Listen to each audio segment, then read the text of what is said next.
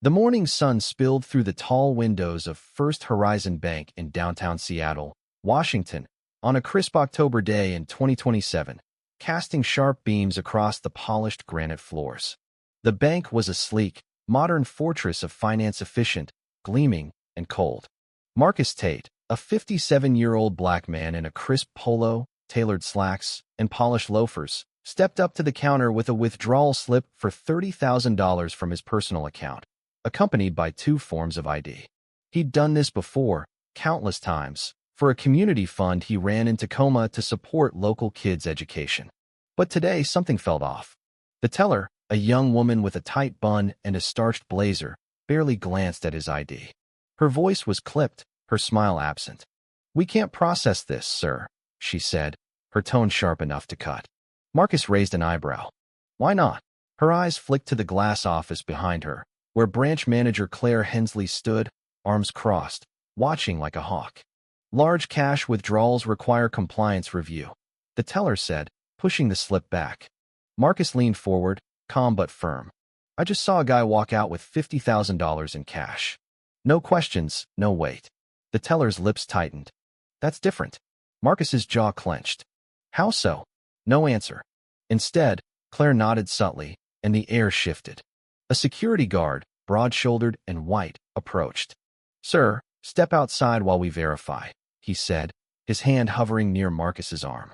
Marcus didn't budge, but the guard nudged him, firm, controlled, guiding him toward the glass doors like he was a trespasser. His ID hit the floor with a soft clack. Marcus didn't pick it up. He stood on the sidewalk, the Seattle breeze biting his skin, and felt the sting not of the cold, but of being dismissed in a place he'd helped build. 18 years ago, Marcus Tate, then deputy director at the Department of Financial Oversight, had designed First Horizon's digital security protocols and ethics framework. His signature was embedded in their system, hidden in the code he'd written to ensure fairness. He didn't expect fanfare, but he damn well expected respect. Instead, he got a clipboard shoved at him and a teller who decided he didn't belong before he even spoke. A shadow moved beside him. Another guard, black, lean, with weary eyes, picked up Marcus's ID with care. "They always do this," he muttered. "Don't matter who you are." Marcus took the ID, his face unreadable. "Name's Jamal," the guard added. "They'll know you now."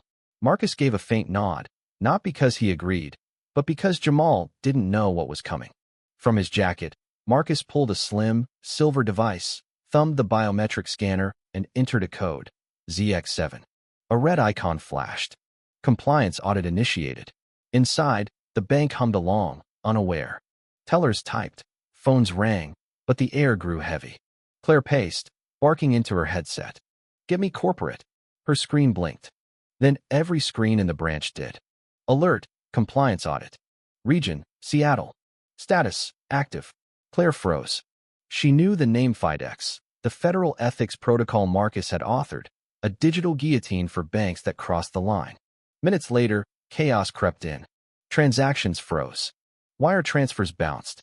A $4.2 million deal in Portland stalled. Payrolls for hospitals and small businesses halted.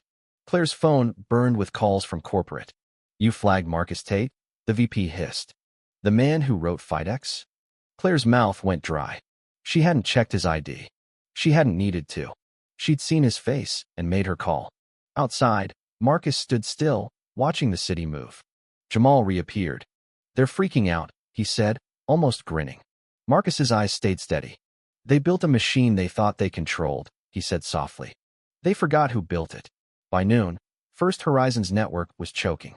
FIDEX had locked their interbank access, flagging them as non-compliant for suspected bias. Across Seattle, clients pulled accounts. A viral post hit X. They denied Marcus Tate, the guy who cleaned up the '08 crash. "Good luck, First Horizon." Inside, Claire was sidelined, her access revoked. The teller, pale and silent, stood frozen. Jamal, now a witness, was asked to stay. By 2 p.m., corporate issued a groveling statement, promising to adopt Marcus's original ethics standards. Too late. The system was already speaking for him.